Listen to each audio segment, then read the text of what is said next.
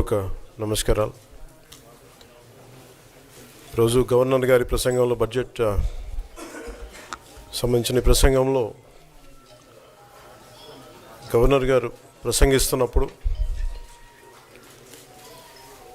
గత ప్రభుత్వంలో ఉన్న నాయకులు, వారి సభ్యులు చాలా హుందాగా గవర్నర్ గారు ప్రభుత్వం తరపున ఆయన సందేశాన్ని తీసుకెళ్తున్నప్పుడు వారు చేసింది ఏమాత్రం సబబుగా లేదు. గవర్నర్ గారు గత నెల రోజులుగా ఆయన ఆరోగ్య పరిస్థితి బాగా లేకపోయినా కానీ కంటిన్యూస్గా తీవ్ర జ్వరంతో బాధపడుతున్నప్పటికీ కూడా ఆయన ప్రత్యేకించి వచ్చి ఆయన ఈ రోజుని చాలా ఘనంగా, చాలా బలంగా ఈ మెసేజ్ని ఇచ్చినందుకు ముందుగా గవర్నర్ గారికి మా ప్రత్యేక ధన్యవాదాలు.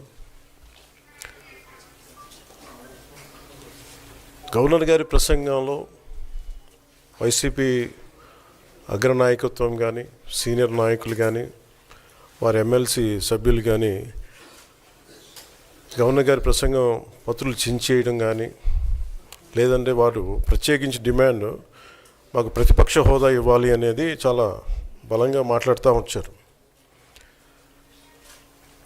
ఇది అడిగితే వచ్చేది కాదు, అది ప్రజలు ఇస్తేనే వస్తుంది. బేసిక్గా ఒకటి హయ్యెస్ట్ మెజారిటీ ఎవరికి ఉంది వాళ్ళు ప్రభుత్వం ఫామ్ చేస్తారు. వాళ్ళకంటే నెక్స్ట్ స్టేజ్ ఎవరికి ఉంటే వాళ్ళకి ప్రతిపక్ష హోదా ఇస్తారు. అంతేగాని గతంలో మేము ప్రభుత్వాన్ని పరిపాలించాం కాబట్టి మా ప్రతిపక్ష హోదా ఎవరికి ఇవ్వరు.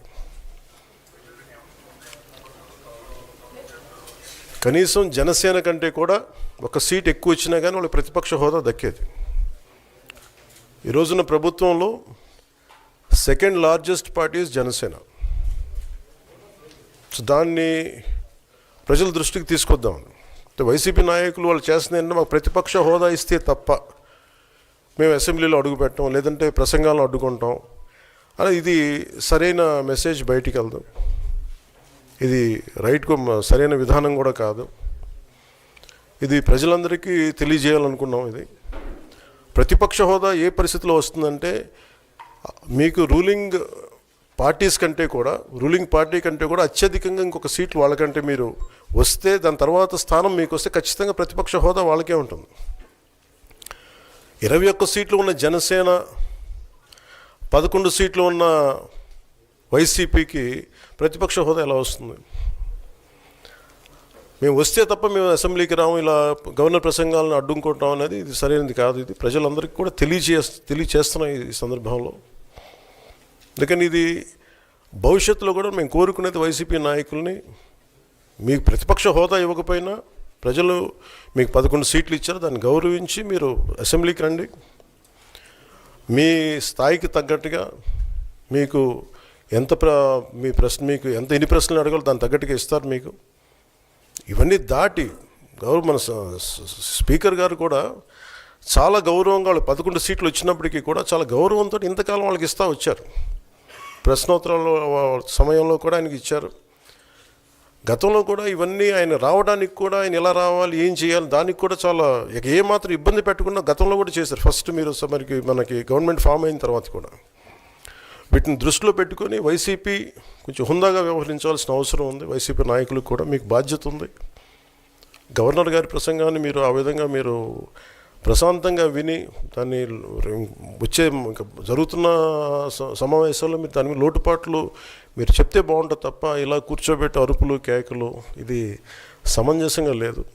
అంటే అర్ధాంతరంగా ప్రతిదానికి అసెంబ్లీలోకి రాగానే గొడవ పెట్టుకోవాలి, దేన్నైనా విభేదించాలనేది ఇది చాలా లో లెవెల్ ఆలోచన విధానం, లో లెవెల్ స్ట్రాటజీ. అది ప్లీజ్ మీరు అప్గ్రేడ్ అవ్వండి, మీరు అప్లిఫ్ట్ చేసుకొని మీరు కూర్చోబెట్టి డెమోక్రటిక్ ప్రాసెస్కి గౌరవం ఇవ్వండి.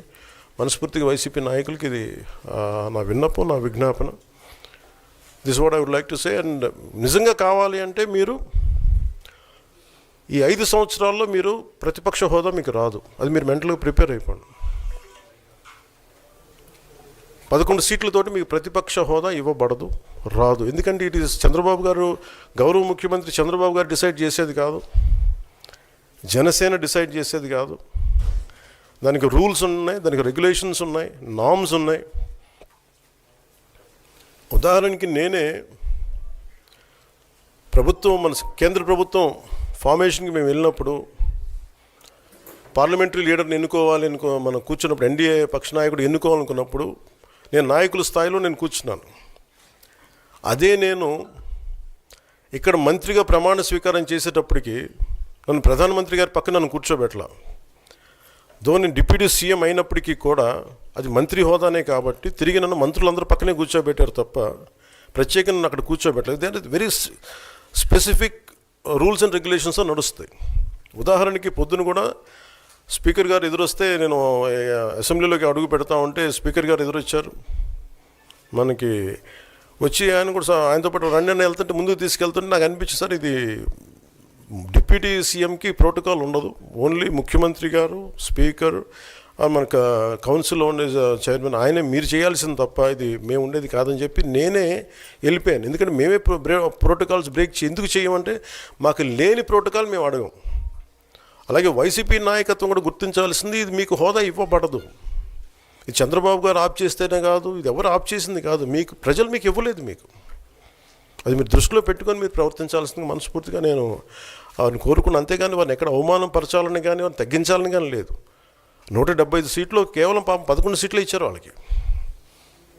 ఆ దృష్టిలో పెట్టుకొని ప్రవర్తించవలసిందిగా మనస్ఫూర్తిగా వారికి కోరుకుంటూ మీకు తెలియజేసుకున్నాను. Thank you.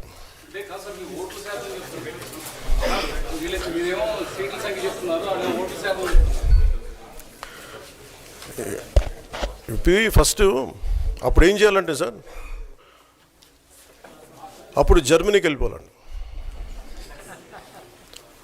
ఇప్పుడు జర్మనీలో ఏంటంటేనండి, నేను జర్మనీ రిజల్ట్స్ కూడా ఇది వచ్చినాయి చూస్తా ఉన్నాను. ఎలక్షన్స్లో 25% వచ్చిన హైయెస్ట్ పర్సంటేజ్ ఆఫ్ వచ్చిన ఓటుకి ఇన్ని ఎంపీస్, ఇంత అసెంబ్లీ స్థానాలు ఉంటాయి వాళ్ళకి.